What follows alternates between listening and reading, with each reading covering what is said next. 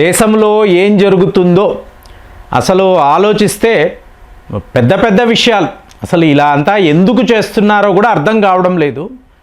మీరు చూడండి, ఏకంగా 3,60,000 కోట్ల రూపాయలు డిఫెన్స్ రంగము కోసం, అంటే డిఫెన్స్ అక్వైజేషన్ కౌన్సిల్ అంటారు. వీళ్ళు యాక్సెప్టెన్స్ ఆఫ్ నెసెసిటీ అనబడే ఒక స్కీమ్ అనండి, లేదా ఒక ప్రణాళిక అనండి. దీని పేరు మీద ఎంత 3,60,000 కోట్లు ఖర్చు పెడుతున్నారు డిఫెన్స్ కోసం. ఒక మిత్రుడు కాశ్మీర్ వద్ద ఉంటారు. ఆయన ఒక్కొక్కసారి ఫోన్లో మాట్లాడుతున్నప్పుడు, ఇప్పుడు మా అబ్బాయి డ్యూటీ చేయడానికి వెళ్ళాడు, ఇండియన్ ఆర్మీలో ఉంటాడు, అతను వెళ్ళాడు కాశ్మీర్ కాబట్టి తిరిగి వస్తాడా లేడా నాకైతే తెలియదు.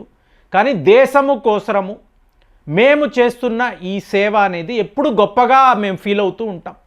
సో అలాగా మా అబ్బాయి ఇండియన్ ఆర్మీలో ఉండడం నాకు చాలా సంతోషము. మీకు చివుక్కుమంటుంది, ఎందుకంటే నా కుమారుడు వెళ్ళేవాడు తిరిగి వస్తాడా లేడా అని ఒక తండ్రి. ఇది చాలా చాలా డీప్గా ఆలోచించాల్సిన విషయం. మామూలుగా మనకేమనిపించదా, ఏముందండి యుద్ధము అంటారు, వీళ్ళు కాల్చుకుంటారు, వాళ్ళు కాల్చుకుంటారు, వీళ్ళు చనిపోతారు, వాళ్ళు చనిపోతారు. కానీ ఆ తల్లికి, ఆ తండ్రికి తన కుమారుడు యొక్క ఆ జీవితం ఎంత ముఖ్యం బాగా డీప్గా ఆలోచించే వాళ్ళకే అర్థమవుతుంది. సో ఇలా ఎందుకండి మనం ప్రాణాలు పోగొట్టుకోవాలి? ఇప్పుడు మీరు యూదులు అనండి, లేదా అమెరికన్స్, యూరోపియన్స్, వీళ్ళ చరిత్రే ఇంతే. ఎప్పుడు యుద్ధాలు అంటారు, ఒకరికి ఒకరి మీద ఎప్పుడు ద్వేషాలు, మీకు శత్రుత్వము, కొట్టుకోవడాలు, నరుక్కోవడాలు, ఇవన్నీ ఉంటాయి. కానీ మనము ఏ రోజు కూడా అలా ఆలోచించలేదు. భారతీయులు ఎప్పుడు ఇలా ఆలోచించరు. మనకు యుద్ధాలు వద్దు అనే మనం ఎప్పుడు మాట్లాడేవాళ్ళం. మీకు పెద్ద పెద్ద చక్రవర్తులు కూడా, రాజా విక్రమాదిత్య అనండి, లేదా రాజరాజ చోళుడు, వీళ్ళ ఎవరినైనా తీసుకోండి, ఏ రోజు యుద్ధాలు చెయ్యరండి. వీళ్ళు వస్తున్నారు అంటే వాళ్ళు సరెండర్ అవ్వడమే తప్ప మళ్ళీ వాళ్ళ జీవితాలలో కూడా మంచి మార్పులను తీసుకొచ్చారు. మీరు బెటర్గా జీవించండి, ఇలా కాదు అని చెప్పారు. అలాంటిది ఇప్పుడు మనము ఇంతలాగా ఇంతంత ఖర్చు అన్నప్పుడు టోటల్గా నాకు అర్థమైంది, ఇండియన్ ఆర్మీని సెక్యూర్ చేయాలండి. సరిహద్దుల వద్ద ఇండియన్ ఆర్మీ ఉంటుంది, మన సైనికులు ఉంటారు. సో వీళ్ళు ప్రాణాలు పోగొట్టుకోకూడదు. ఇదే నాకు చాలా బాగా నచ్చిన విషయం.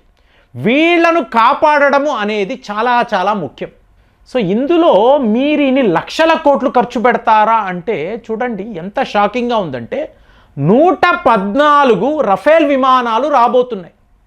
అంటే ఎయిర్ ఫోర్స్ అన్నప్పుడు మీకు ఒకలాంటి రక్షణ కవచం ఉంటుంది, ఒక సైనికుడికి ఉండదు. కానీ ఆ సైనికుడిని కాపాడాల్సిన బాధ్యత అనేది మీ ఇండియన్ ఎయిర్ ఫోర్స్కి ఉంటుంది. ఎందుకంటే గగనతలము నుంచి మీరు దాడులు చేయగలరు, అక్కడ నుంచి మీరు వెళ్ళిపోగలరు. సైనికుడు అలా కాదు, దొరికిపోతాడు. కాబట్టి వాడిని కాపాడడంలో 114 రఫేల్ విమానాలను మీరు కొంటున్నారు.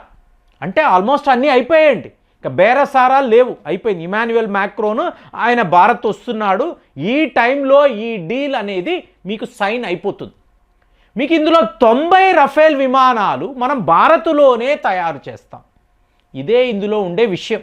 అంటే మనం మాట్లాడుతున్న ఈ 3,60,000 కోట్లు అన్నప్పుడు ఈ ఇన్వెస్ట్మెంట్ అనేది భారత్లోనే. 90 రఫేల్ విమానాలు, 50% కాంపోనెంట్స్ ఇక్కడే మేక్ ఇన్ ఇండియా పేరు మీద మనం తయారు చేస్తున్నాం.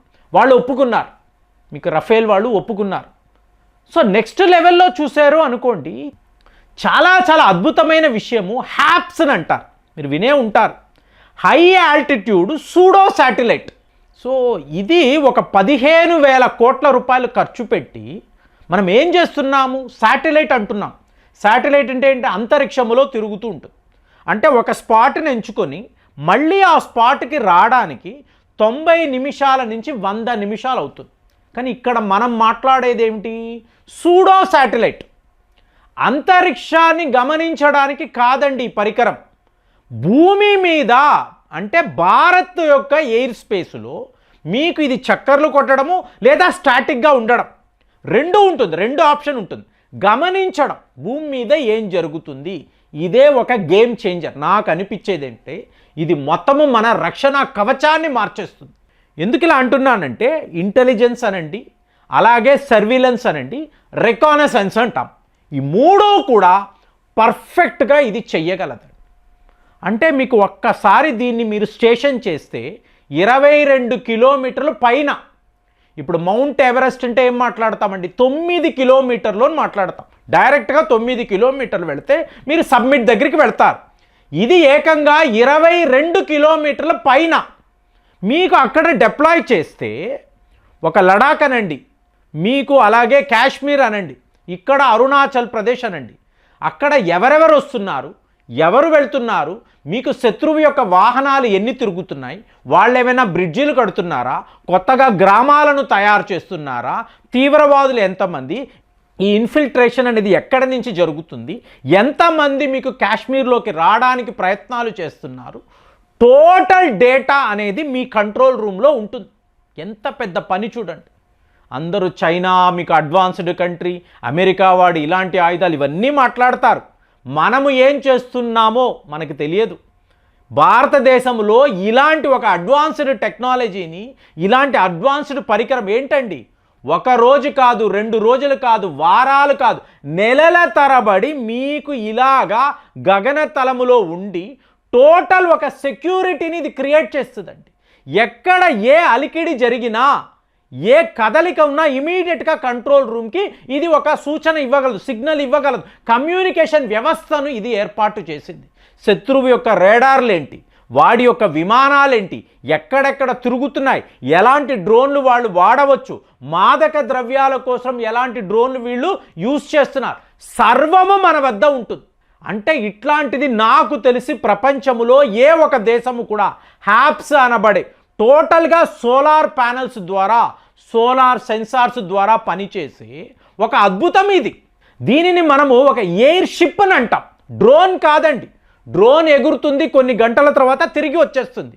ఈ ఎయిర్ షిప్ ఉంది చూసారా, నెలల తరబడి ఆకాశంలోనే ఉంటుంది. దీనికి పవర్ అన్నప్పుడు సోలార్ ప్యానల్స్ ఉన్నాయి.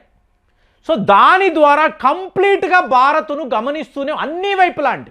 ఇదో ఇక్కడ అక్కడ కాదు, మీకు అరుణాచల్ ప్రదేశ్ ఎల్ఏసి నుంచి ఇటు కాశ్మీర్ ఎల్ఓసి దాకా కూడా కంటిన్యూస్ మానిటరింగ్ చేస్తుంది. అంటే దీని యొక్క ఈ పరిజ్ఞానాన్ని చూడండి, ఈ అడ్వాన్స్డ్ టెక్నాలజీ చూడండి. భారత్లో ఇది ఇవాళ జరగబోతుంది.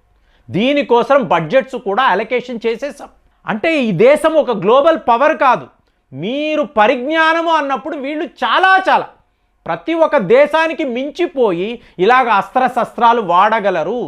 అలాగే మీకు పొసైడియన్ అంటారు కదా, P-81 పొసైడియన్, చైనా వాడి కోసము విడిగా దీనికి బడ్జెట్ అలొకేట్ చేసి, అంటే యాంటీ సబ్మెరైన్ వార్ఫేర్లో సబ్మెరైన్స్ ఎక్కడ తిరిగినా కూడా ఇది కనిపెట్టేయగలదు. ఈ విమానము కనిపెట్టి ఇండియన్ నేవీ కోసము ఇది ఇలాంటి కమ్యూనికేషన్ని అందజేయగలదు. దీనిని కూడా ఇవాళ అంటే ఇండియన్ ఎయిర్ ఫోర్స్ అనండి, మీకు ఇండియన్ నేవీ, వీళ్ళ పని అంటే మన సైనికులను సెక్యూర్ చేయడం, శత్రువులు ఏమేమి చేస్తున్నారో గమనించడం, దానికి కావలసిన డిఫెన్స్ మెకానిజంని తయారు చేయడం. దీనికోసమే ఇంతంత బడ్జెట్స్ నమ్మడానికే కష్టంగా ఉంది. ఇది ఒక మిస్టరీలా ఉంది. కానీ ఇన్ని లక్షల కోట్లు ఇవాళ ఖర్చు పెట్టే కెపాసిటీ భారత్ వద్ద ఉంది. ఇది మనం గమనించాలి. ఒక అమెరికానో, రష్యానో, చైనానో అన్నప్పుడు మనలాగా డిఫెన్స్ బడ్జెట్ ఇన్ని రెట్లు ఒకేసారి పెంచడము, ఇదంతా మాకు అవసరము, శత్రువుల నుంచి మమ్మల్ని మేము కాపాడుకోవడానికి ఇట్లాంటి ఒక వ్యవస్థను మేము పెడుతున్నామని చెప్పి మనం చెప్పడము కాదు, రియల్గా మనము సంతకాలు కూడా పెట్టేశాం. సంతకాలు పెట్టినప్పుడు ఏంటి, 114 రఫేల్ విమానాలు, పొసైడియాన్స్, అలాగే హ్యాప్స్ అనబడే అడ్వాన్స్డ్ మీకు ఎయిర్ షిప్ భారత్లో ఉంది అంటే నమ్మడానికే కష్టంగా ఉంది. కానీ ఇదైతే జరిగింది. మరి ఇలాంటి వార్తలు విన్నప్పుడు మీ ఫీలింగ్స్ ఎలా ఉంటాయి కామెంట్స్లో రాయండి. మళ్ళీ వచ్చే వీడియోలో కలుద్దాం. జై హింద్.